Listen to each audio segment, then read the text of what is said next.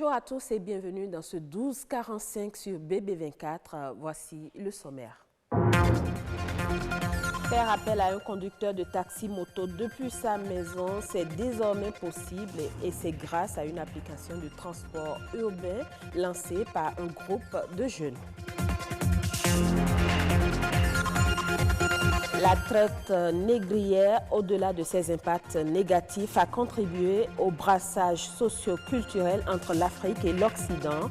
Un enseignant d'histoire nous en parle dans ce journal. L'arc-en-ciel, ce phénomène optique se produisant dans le ciel et rendant visible le spectre des rayons du soleil. L'arc-en-ciel a-t-il une explication scientifique? La réponse est aussi à découvrir dans ce journal. Plus besoin de se déplacer pour solliciter les services d'un taxi-moto. Aujourd'hui, un groupe de jeunes a créé une start-up pour révolutionner le transport urbain au Bénin. Pour mieux comprendre le fonctionnement de cette application, une de nos équipes de reportage est allée à sa découverte. Suivez le reportage de Alphonse Kwadé, Monique Obalé et Lazare Miga. Créer une révolution dans le transport urbain dans nos villes et campagnes, c'est l'objectif principal pour ces jeunes start-upers qui digitalisent le transport au Bénin. Aujourd'hui, vous n'êtes pas sans savoir que quand vous rencontrez un Zémidian au coin des rues, c'est des gens déjà que vous ne connaissez pas. Vous les arrêtez, vous ne savez pas qu'est-ce qu'ils vont faire avec vous et vous allez vous déplacer. Peut-être que sur la voie, ils vous amènent quelque part. Mais par contre, avec l'application, tout Zémidian est identifié, tout client est identifié avec nous. Et lorsque toi, client, tu commandes un Zémidian, tu sais déjà qui t'a commandé. C'est un instrument qui permet à n'importe quel client de faire une commande et qu'un conducteur derrière reçoive la commande et qu'il aille le chercher. Aujourd'hui, avec l'évolution de la technologie, plus besoin de se mettre au bord de la voie pour se trouver un moyen de transport. Ici, grâce à ce système informatique installé sur cet appareil, ces jeunes peuvent localiser et contrôler les déplacements de chaque conducteur de taxi. L'application me localise pile, je suis au niveau de pharmacie Le Nogoué, je confirme que je suis là, je vais aller aux destinations, je suppose je vais aller à l'étoile rouge, je mets étoile rouge, je clique sur étoile rouge, voilà, ça met, je confirme que je vais à l'étoile rouge. Et directement, ça me notifie les conducteurs. Il y a le conducteur de Zémidian le plus proche de moi et à 3 minutes. Si je veux commander un tricycle, je mets tricycle. Actuellement, nous n'avions pas de tricycle en ligne parce qu'ils sont tous occupés. Je veux prendre par exemple un taxi. Je clique sur taxi. Voilà. Le taxi le plus proche de moi est à 1 minute. Je veux prendre par exemple un taxi VIP. C'est-à-dire un truc climatisé, propre. Je clique. Voilà. Ils sont tous occupés là maintenant. Donc, j'ai la possibilité de commander aussi bien le taxi, un tricycle, un Zémidian ou bien un taxi VIP. Ce conducteur de taxi-moto digitalisé rencontré fortuitement explique le processus. Il appelle le client. Il rassure la position du client. Il va le chercher, le client monte. Il démarre sa course sur son téléphone. Ils vont là où le client a dit à la destination, il coupe la course.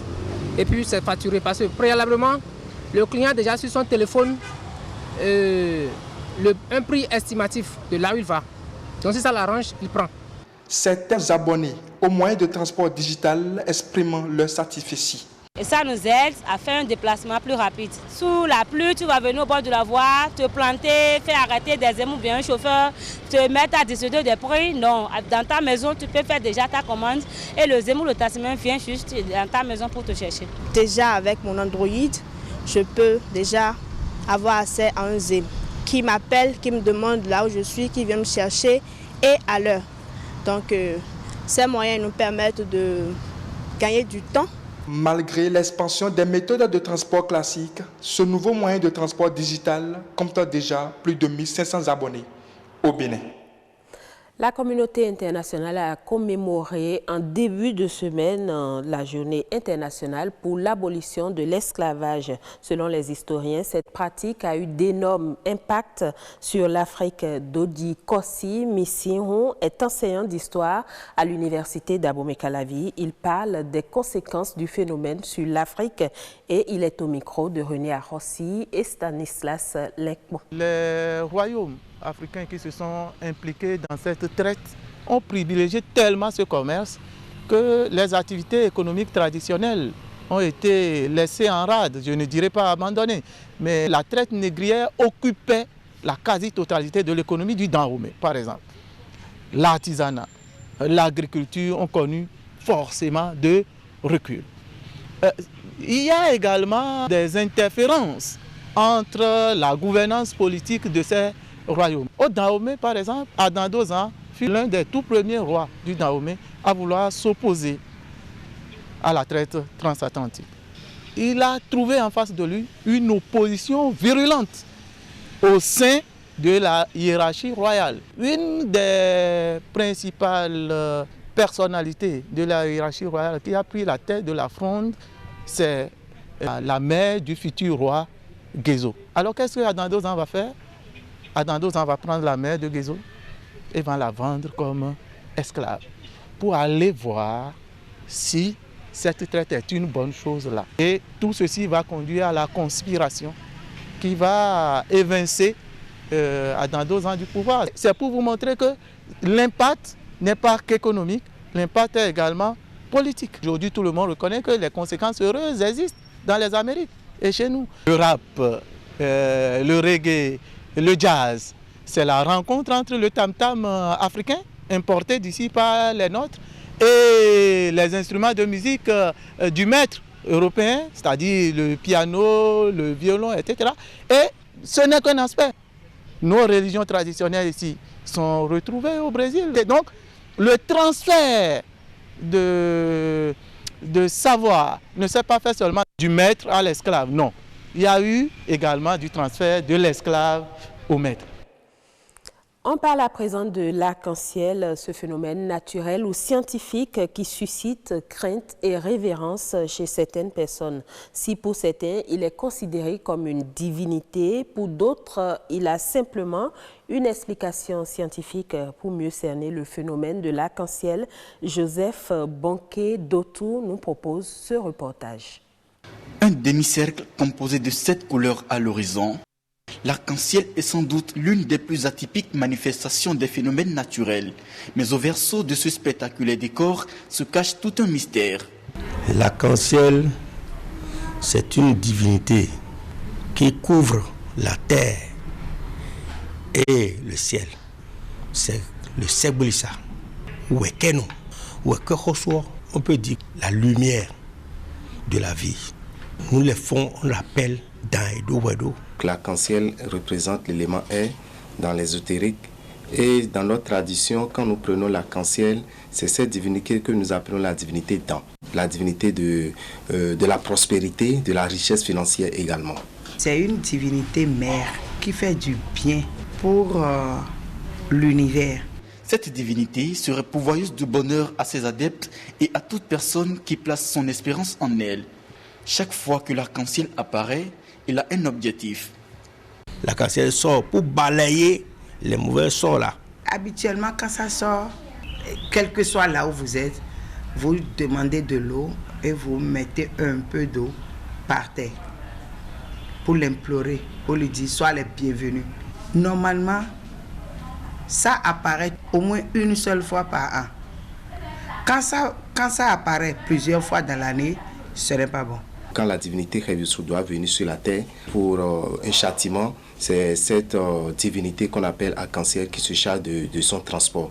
Cependant, loin des croyances dogmatiques et spirituelles, les chercheurs trouvent en l'arc-en-ciel un phénomène purement rationnel qui n'échappe guère aux explications scientifiques. Le phénomène de l'arc-en-ciel est un phénomène météorologique et lumineux qui se passe dans le ciel. Ça s'explique par d'abord la présence du soleil, l'œil humain, celui qui veut observer, et des gouttelettes d'eau qui sont en suspension dans l'atmosphère. Et l'homme se retrouve le soleil au dos. Le soleil envoie des rayons lumineux qui tapent la goutte. Le rayon incident entre dans la goutte, subit une réflexion, ressort par une réfraction encore.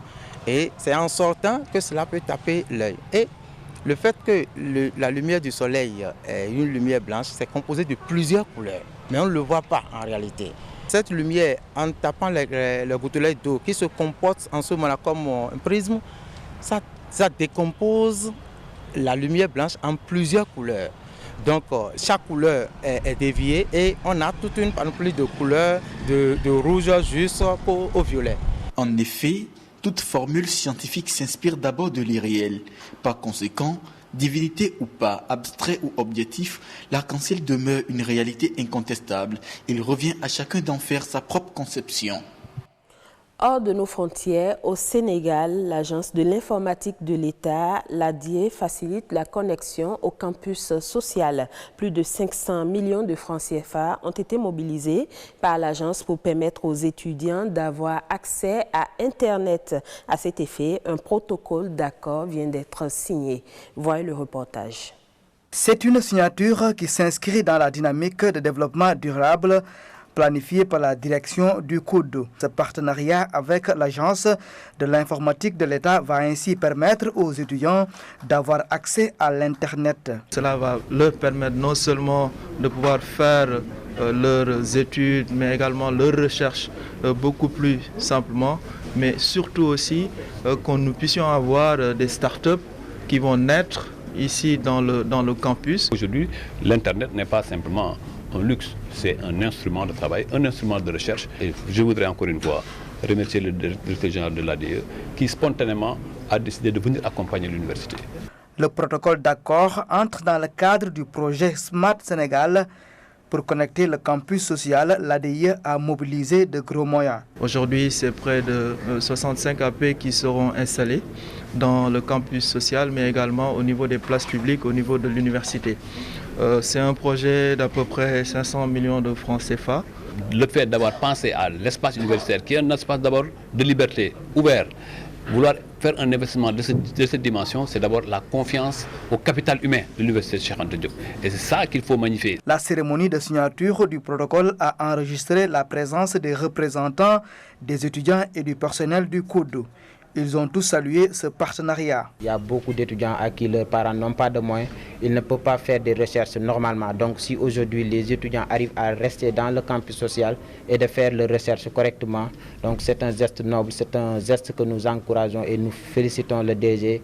Après la signature du protocole, le directeur général de l'ADIE a annoncé le démarrage des installations.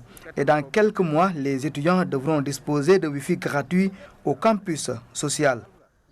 L'Organisation des Nations Unies envisage de mobiliser 29 milliards de dollars auprès des donateurs en 2020 pour venir en aide à 109 millions de personnes vulnérables. L'institution indique que cet objectif record devrait permettre de répondre à une hausse prévue du nombre de personnes vulnérables dans le monde. Au total, en 2020, 168 millions de personnes à travers le monde auront besoin d'aide humanitaire et de protection, une situation due, d'après l'ONU, aux conflits prolongés, aux phénomènes climatiques extrêmes et à l'effondrement de certaines économies qui ont poussé des millions de personnes aux limites de la survie.